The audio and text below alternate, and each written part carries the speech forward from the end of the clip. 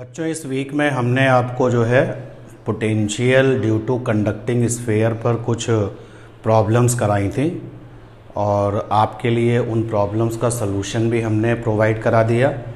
और उस video lecture का नाम था James of electrostatics problems part 3।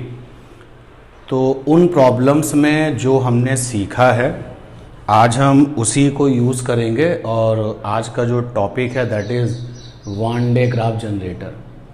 तो Van de Graaff generator scientist के नाम से है ये। तो एक्चुअली हम यहाँ पर उसका प्रिंसिपल पढ़ेंगे।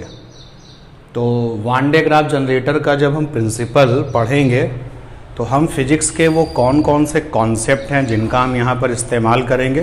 तो सबसे पहले उन कॉन्सेप्ट पर ध्यान देते हैं। जैसे एक कॉन्सेप्ट तो आपका ये है कि जो इलेक्ट्रिक फील्ड लाइंस होती हैं वो हमेशा इलेक्ट्रिक फील्ड लाइंस ऑलवेज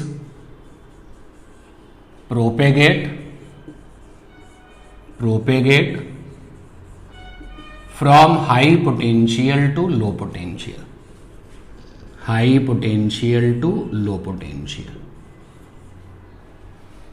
एक तो कॉन्सेप्ट ये हम जानते हैं। अगर आप इस concept from high potential to low potential, जल्दी से हम इस कॉन्सेप्ट को आपको रिवाइज भी करा देते हैं जिनको नहीं अभी पता है कि जो इलेक्ट्रिक फील्ड लाइंस होती हैं वो हमेशा हाई पोटेंशियल से लो पोटेंशियल की तरफ ही चलती हैं। इसके सपोर्ट में मैंने एक पॉजिटिव चार्ज लिया है पॉइंट वाला, और ये पॉजिटिव पॉइंट चार्ज से रिलेटेड ये electric field lines, concept of electric field lines में हमने ये सीखा था बनाना। और ये नेगेटिव पॉइंट चार्जेस के लिए भी एक डायग्राम बना लेते हैं। नेगेटिव पॉइंट चार्जेस के लिए भी इलेक्ट्रिक फील्ड लाइंस। तो नेगेटिव पॉइंट चार्ज की जो इलेक्ट्रिक फील्ड लाइंस होती हैं वो इस तरीके से रिप्रेजेंट की जाती हैं।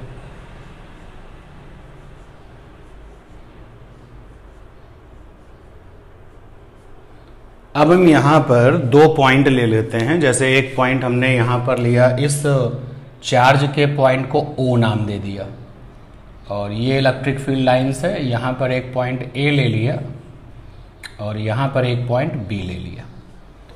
पॉइंट चार्ज की वजह से पोटेंशियल का फार्मूला होता है V = 1/4πε0 SC/r।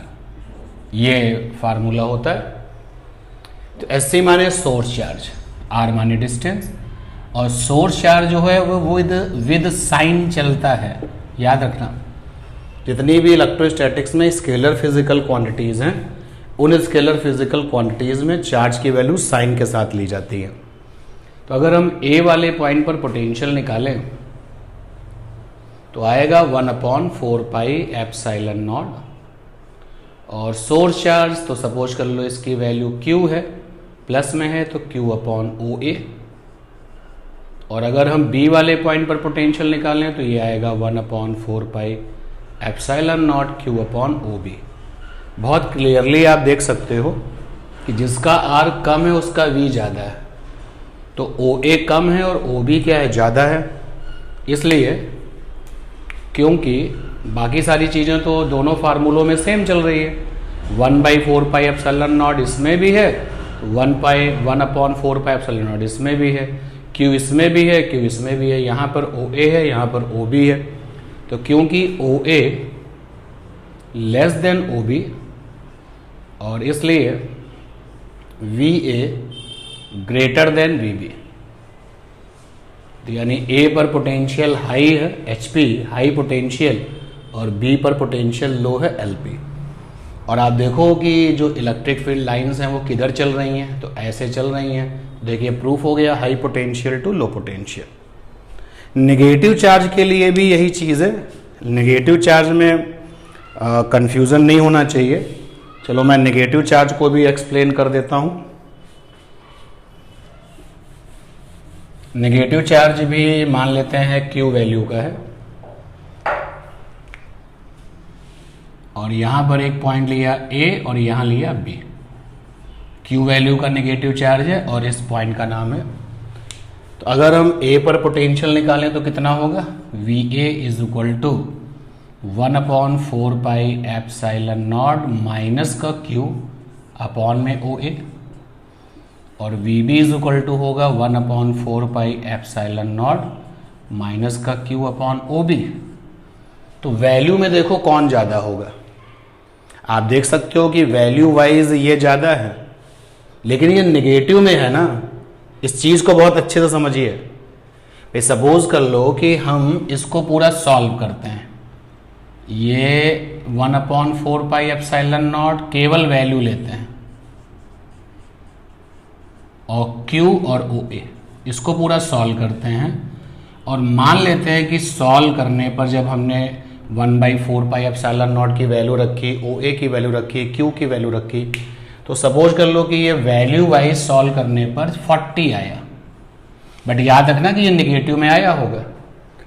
वैल्यू वाइज जब हम इसको सॉल्व करेंगे 1/4πε0 Q/OB, अभी हम साइन पे ध्यान नहीं दे रहा, तो देखो इसको सॉल्व करने पर क्या वैल्यू आएगी। तो आप देख सकते हो कि OB बड़ा है तो 40 से कम ही आएगी। तो यहाँ पर ये मान लेते हैं कि 40 से कम आया, सपोज कर लो 30 आया।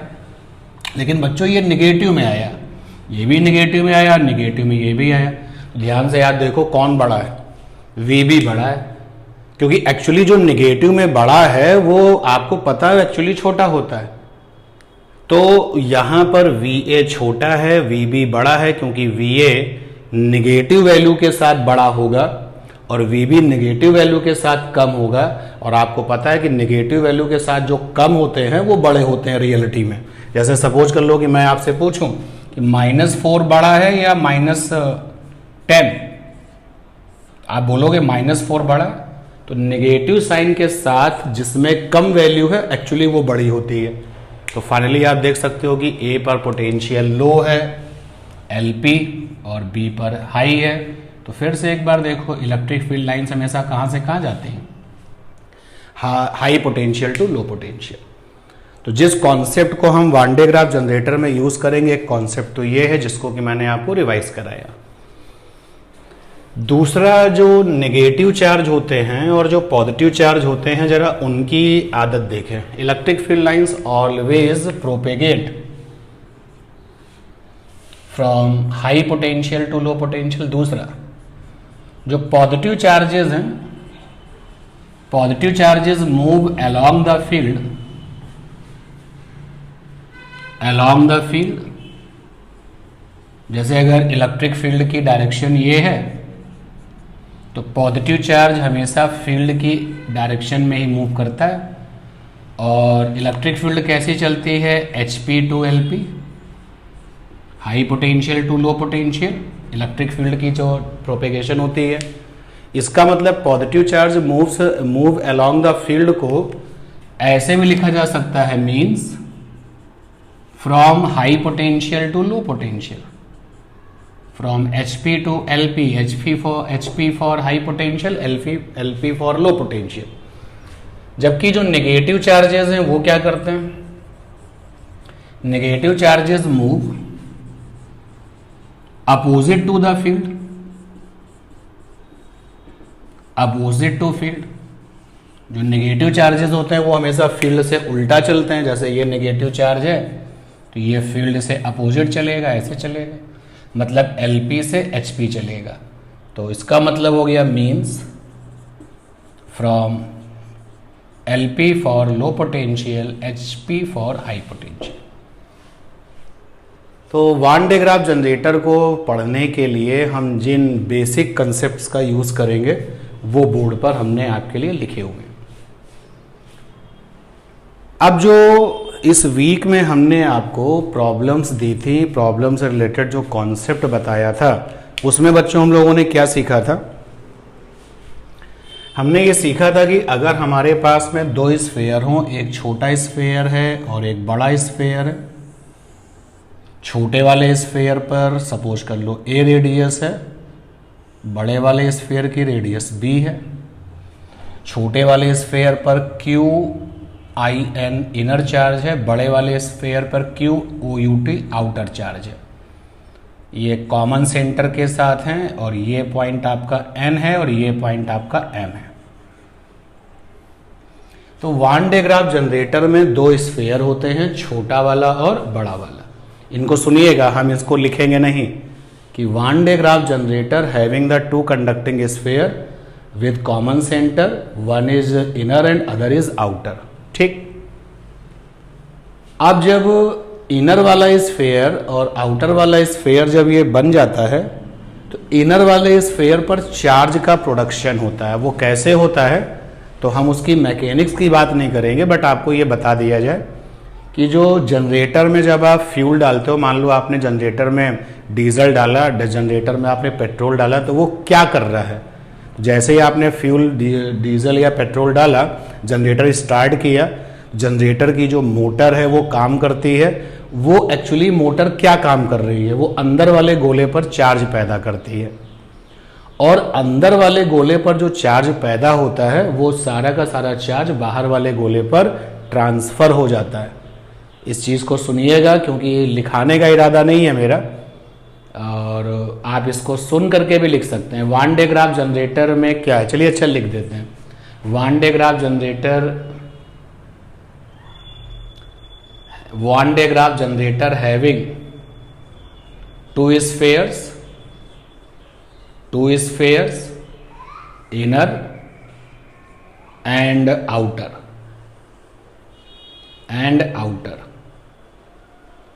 add inner sphere charge form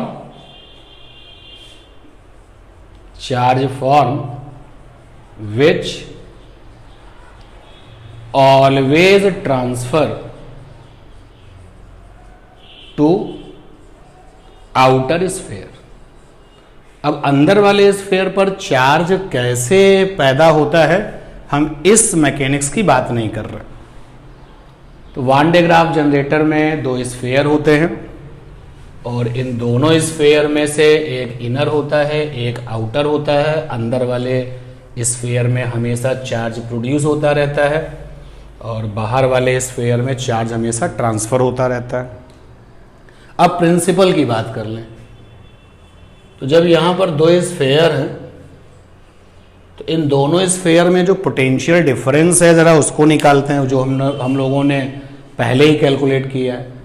अगर हम वी एन माइनस का वी एम निकालेंगे, एन माने एन पर पोटेंशियल, सरफेस जो इनर वाली है उस पर पोटेंशियल, एम माने आउटर सरफेस पर पोटेंशियल।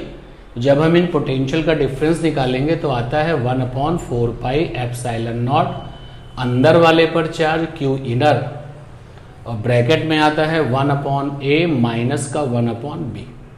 ये आता है पोटेंशियल डिफरेंस जब हम दोनों स्फेयर की सरफेसेस पर कैलकुलेट करते हैं। अब देखिए, अंदर वाले गोले पर हमेशा ही चार्ज पैदा होता है, आपका जनरेटर ये कह रहा है। तो अंदर वाले गोले पर अगर पॉजिटिव चार्ज है, अगर इफ अंदर वाला sphere inner sphere having positive charge, तो अगर अंदर वाला स्फेयर पॉजिटिव चार्ज है तो देखें क्या होगा। देन वी एन माइनस का V M 1/4 pi epsilon naught in bracket Q inner bracket, और यहां पर एलसीएम लोगे आप तो आएगा ए बी यानी बी माइनस ए। अच्छा बच्चों, इसकी वैल्यू कैसे आएगी? पॉजिटिव आएगी, क्योंकि 1/4 पाई एप्सिलॉन नॉट तो कांस्टेंट होता है और इस कांस्टेंट की वैल्यू पॉजिटिव आती है। अंदर वाले गोले पर चार्ज कैसा है? पॉजिटिव, तो इस वाले ब्रैकेट में भी पॉजिटिव वैल्यू होगी। और बी कैसी रेडियस है? बड़ी वाली रेडियस, तो यानी ये बड़ी रेडियस है और ये छोटी रेडियस है, तो ये भी कैसा आएगा? पॉजिटिव वैल्यू आएगा। तो यानी तीनों ब्रैकेट्स जो होंगे उनके पास पॉजिटिव वैल्यू होगी। इसलिए जब ये तीनों ब्रैकेट सॉल्व कर लिए जाएंगे तो V N minus V M बराबर मिलेगा पॉजिटिव वैल्यू, और पॉजिटिव वैल्यू का मतलब होता है ग्रेटर देन जीरो। मतलब ग्रेटर देन 0।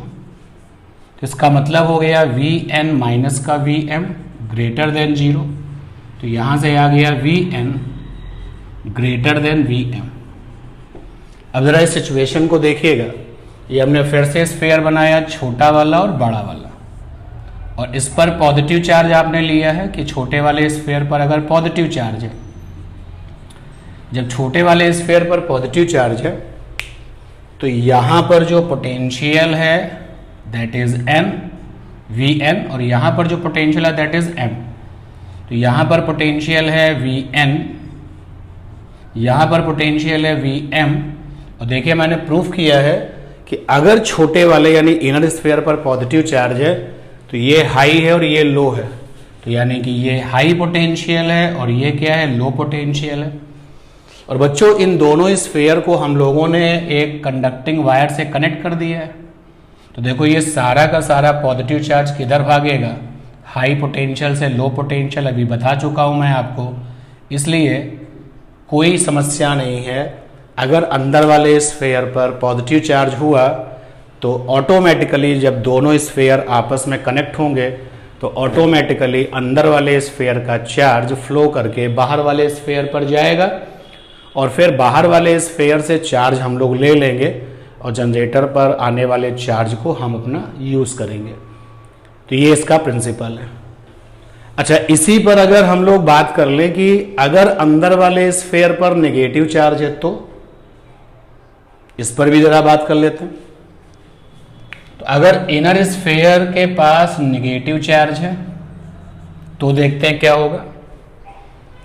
तो अगर इनर स्फीयर के पास नेगेटिव चार्ज है तो देखो ये वाली वैल्यू तो पॉजिटिव आएगी, नो प्रॉब्लम, ये तो ब्रैकेट पॉजिटिव वैल्यू के साथ ही होगा।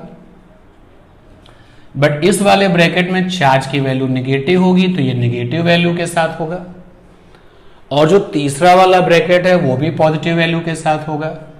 तो ये पॉजिटिव वैल्यू, ये नेगेटिव वैल्यू और ये पॉजिटिव वैल्यू, जब तीनों की तीनों वैल्यूज मल्टीप्लाई होंगी तो मल्टीप्लाई होने के बाद में जो राइट हैंड साइड है वहां पर नेगेटिव वैल्यू ही मिलेगी। तो ये नेगेटिव वैल्यू आएगी, और जब नेगेटिव वैल्यू आएगी, डिफरेंस अगर नेगेटिव आया है तो इसका मतलब है कि डिफरेंस 0 से छोटा है, इसलिए नेगेटिव आया। तो ये हो गया लेस देन 0। अब यहां पर जो है नेगेटिव चार्ज आ चुका है, ये नेगेटिव चार्ज आ चुका है आपके अकॉर्डिंग उस केस में। तो यहां से देखिए निकल के आ गया Vn लेस देन Vm, यानी ये लो पोटेंशियल है और ये हाई पोटेंशियल है। देखिए रिजल्ट क्या हुआ, अब जो n वाला पॉइंट है वो लो पोटेंशियल बन गया और m वाला पॉइंट है हाई पोटेंशियल बन गया। तो नेगेटिव चार्ज को तो यही पसंद है कि लो से हाई जाना, तो अगेन नेगेटिव चार्ज ट्रांसफर होकर के कहां जाएगा, जाएगा आउटर स्फीयर पर। And that is why you have a point कि कुछ भी कर लीजिए कि one de Graaff generator having to spheres inner and outer, eight inner sphere charge form, अंदर वाले स्फीयर पे चार्ज बनता है, विच ऑलवेज, ये देखिए लिखा हुआ है ऑलवेज, जो कि हमेशा ट्रांसफर होता है to outer surface, which always transfer from inner sphere to outer sphere, inner sphere to outer sphere. तो ये है वन डे ग्राफ जनरेटर का प्रिंसिपल, जिसको समझने के लिए हमें उन दोनों क्लासेस का रोल देखना पड़ेगा, जिसमें से एक में हमने आपको how we calculate the potential at a observation point due to number of concentric conducting spheres वाला फंडा सिखाया था, और उसके बाद में जो प्रॉब्लम्स का एक सेट दिया था 5 प्रॉब्लम्स का, उसमें पोटेंशियल निकाल के भी सिखाया था, दिखाया था। तो उस फंडे पर ये बेस्ड है। तो इस रिजल्ट को आप देखिए, और देखने के बाद अगर कोई डाउट होता है तो आप पूछ लीजिएगा हमसे।